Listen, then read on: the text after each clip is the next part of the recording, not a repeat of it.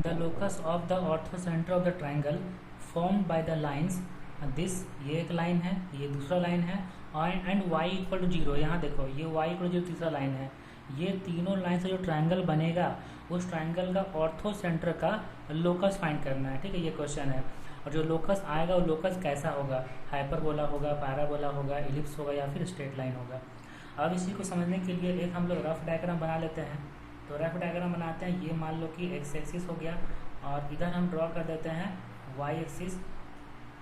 X axis Y axis हो गया और ये दोनों लाइन ड्रॉ करते हैं। एक रफ बना लेते हैं कि हाँ ये दो लाइन कैसा हो सकता है, कि हाँ चलो ठीक है ये जो लाइन है वो ऐसा हो सकता है। ये कोई लाइन जस्ट ऐसा एज्यूम कर ले, ठीक है, ये एग्जैक्ट इसका ग्राफ जरूरी नहीं है। और दूसरा जो लाइन होगा वो दूसरा लाइन मान लेते हैं कि ऐसे इधर होगा और ये दो लाइन ऐसे ये आगे एक्सटेंड भी कर सकते हैं ऐसे। ठीक है, तो ये कट कर रहा है, यहाँ मान लो कि ए पर कट कर रहा है, ये बी पर कट कर रहा है। तो ये लाइन है, ये इस लाइन को मानते हैं L1, इस लाइन को मानते हैं L2, ये जो y इक्वल 0 है इस लाइन को मानते हैं L3। तो ये हो गया L1 और ये हो गया L2। और तीसरा जो लाइन है y equal to zero, Y equal zero मतलब खुद x एक्सिस को कहते हैं y इक्वल जीरो। ठीक है ना, तो यही लाइन हो जाएगा y इक्वल जीरो, इसी को हम बोल दिए L3। अब ये तीनों लाइन जो ट्रायंगल बना है वो a हो गया, b हो गया, यहाँ पे मान लेते हैं c, ABC ट्रायंगल बन गया। और ABC ट्रायंगल का ऑर्थो सेंटर का लोकस फाइंड करना है। ठीक है, आया समझ में कॉन्सेप्ट। अब देखो हम लोग को फाइंड करना है ABC कोऑर्डिनेट, तीनों कोऑर्डिनेट फाइंड करेंगे, उसके बाद एल्टीट्यूड ड्रॉ करेंगे और एल्टीट्यूड का पॉइंट ऑफ इंटरसेक्शन होता है ऑर्थो सेंटर। तो A का कोऑर्डिनेट फाइंड करेंगे। A का कोऑर्डिनेट फाइंड करने के लिए y इक्वल टू जीरो रखेंगे L1 में। तो A का कोऑर्डिनेट अगर फाइंड करेंगे तो L1 में y इक्वल टू रखते हैं zero, y equal to zero रखेंगे तो ये जीरो हो जाएगा माइनस पी वाई। देखो x इक्वल टू कितना आ जाएगा, x इक्वल टू आ जाएगा माइनस ऑफ पी, क्योंकि minus of p into one plus P by one plus P, तो x का वैल्यू माइनस पी आ जाएगा। तो जो x का कोऑर्डिनेट वो हो जाएगा माइनस पी कॉमा जीरो। ठीक, और उसके बाद b का कोऑर्डिनेट फाइंड करते हैं। तो b का कोऑर्डिनेट फाइंड करने के लिए y इक्वल टू रखते हैं जीरो, किस में, L2 में। तो L2 में y इक्वल टू रखेंगे जीरो, तो x इक्वल टू कितना मिल जाएगा, minus Q, x equal to आ जाएगा माइनस क्यू। तो जो b का कोऑर्डिनेट वो माइनस क्यू कॉमा जीरो हो जाएगा। ठीक है, अब हम लोग को a से एल्टीट्यूड ड्रॉ करना है, a से। तो a से जब एल्टीट्यूड ड्रॉ करेंगे तो और b से एल्टीट्यूड ड्रॉ करना है, तो a से एल्टीट्यूड ड्रॉ करेंगे किस पे, BC पे। ये ऐसे इधर ये होगा ना एल्टीट्यूड, a से एल्टीट्यूड, और b से एल्टीट्यूड ड्रॉ करेंगे किस पे, AC पर। तो b से अगर AC पर एल्टीट्यूड ड्रॉ करेंगे तो ये हो जाएगा b से AC पर एल्टीट्यूड परपेंडिकुलर, और ये दोनों एल्टीट्यूड जहाँ पे इंटरसेक्ट करेगा, इधर का इंटरसेक्ट कर रहा है ना, तो ये हो जाएगा ऑर्थो सेंटर। जब ये हो जाएगा ऑर्थो सेंटर, तो ऑर्थो सेंटर का लोकस फाइंड करना है। तो ऑर्थो सेंटर का जो कोऑर्डिनेट है वो h कॉमा k मान लेते हैं। तो पहले हम लोग को a से एल्टीट्यूड ड्रॉ करना है BC पर। तो जो BC का लाइन है उसका स्लोप कितना है, तो यहाँ लिखते हैं स्लोप ऑफ BC। ये हम लोग को यहाँ से मिल जाएगा इक्वेशन से, BC मतलब L2। तो L2 से स्लोप देखो कितना आ जाएगा, 1 प्लस क्यू बाई क्यू आ जाएगा स्लोप। तो स्लोप ऑफ BC आ जाएगा 1 प्लस क्यू बाई क्यू।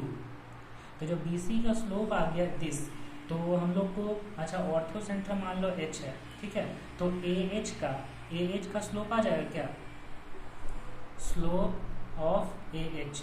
देखो स्लोप ऑफ AH कितना होगा, क्योंकि परपेंडिकुलर है, AH परपेंडिकुलर टू BC, तो M1 M2 इक्वल टू -1 होता है। तो AH का स्लोप हो जाएगा minus Q by 1 plus Q. AH का स्लोप मिल गया, उसके बाद हम लोग AH का इक्वेशन फाइंड कर सकते हैं। तो देखो इक्वेशन ऑफ AH फाइंड करेंगे तो y minus zero equal to slope minus Q by 1 plus Q into X plus P होगा। x minus minus P, a का कोऑर्डिनेट लेके चल रहे हैं, तो ये हो गया। ओके, तो इसको इक्वेशन 1 मान लो ऐसा। अब हम लोग को इक्वेशन ऑफ BH फाइंड करना है, इक्वेशन ऑफ BH। तो उसके पहले हम लोग को AC का स्लोप फाइंड करना पड़ेगा, उसके बाद BH का स्लोप फाइंड करना पड़ेगा। तो स्लोप ऑफ AC यहाँ लिखते हैं, स्लोप ऑफ AC। देखो स्लोप ऑफ AC कितना होगा, AC मतलब L1, तो L1 का स्लोप हो जाएगा 1 प्लस पी बाई पी, है ना। तो AC का स्लोप हो जाएगा 1 प्लस पी बाई पी। तो अब हम लोग को लिखना है स्लोप ऑफ BH। तो स्लोप ऑफ बी एच हो जाएगा इसका अपोजिट, मतलब minus P by one plus P, m1 m2 equal to -1 होता है। अब यहाँ से हम लोग equation of B H find करेंगे। Equation of B H find करने के लिए बी का पॉइंट लेंगे, बी का पॉइंट -q,0 है ना, तो y -0 इक्वल टू स्लोप मतलब minus P by one plus P और x प्लस पी, क्योंकि b का कोऑर्डिनेट है -q,0 सॉरी, तो यहाँ पे x प्लस क्यू ना होगा, तो यहाँ पे लिखते हैं, तो यहाँ हो जाएगा x प्लस क्यू। हाँ ठीक है, x प्लस क्यू हो गया। अब इसको मानते हैं इक्वेशन 2। अब इक्वेशन 1 और 2 को सॉल्व करेंगे तो h मिल जाएगा ना, h मतलब ऑर्थो सेंटर का कोऑर्डिनेट, यही ऑर्थो सेंटर कोऑर्डिनेट मिल जाएगा। तो इक्वेशन 1 और इक्वेशन 2 को सॉल्व करते हैं। यहाँ लिखते हैं सॉल्विंग इक्वेशंस 1 एंड 2। अब इक्वेशन 1 एंड 2 का दोनों का y इक्वल टू है ना, तो दोनों इक्वेट कर देते हैं। तो minus Q by one plus Q into X plus P equal to minus P by one plus P into X plus Q, ये होगा। ओके, तो अब देखो इसको सॉल्व करते हैं, क्रॉस मल्टीप्लाई पहले कर लेते हैं। तो minus Q into one plus P of x होगा और माइनस होगा P Q into one plus Q, ये इधर मल्टीप्लाई कर इधर मल्टीप्लाई कर, तो minus P into one plus, अच्छा यहाँ वन प्लस पी होगा ना, वन प्लस पी, तो minus P into one plus Q of x minus P Q into one plus Q होगा। अब जो x का कोऑर्डिनेट है ये वाला, इधर ले आते हैं, तो इधर लाते हैं तो x कॉमन अगर लेंगे और इस ये माइनस में तो प्लस हो जाएगा, तो कितना हो जाएगा p माइनस पी क्यू, और ये हो minus Q minus,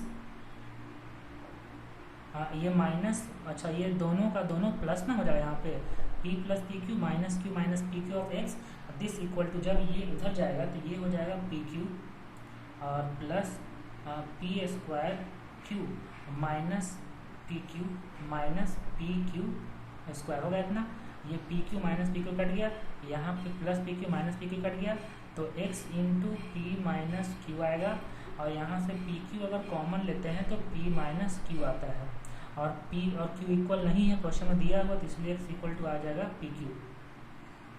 x equal to P Q आ गया, मतलब h equal to P Q लिख सकते हैं, क्योंकि x को h और y को k है ना, ऑर्थो सेंटर कोऑर्डिनेट, तो h equal to P Q आ गया।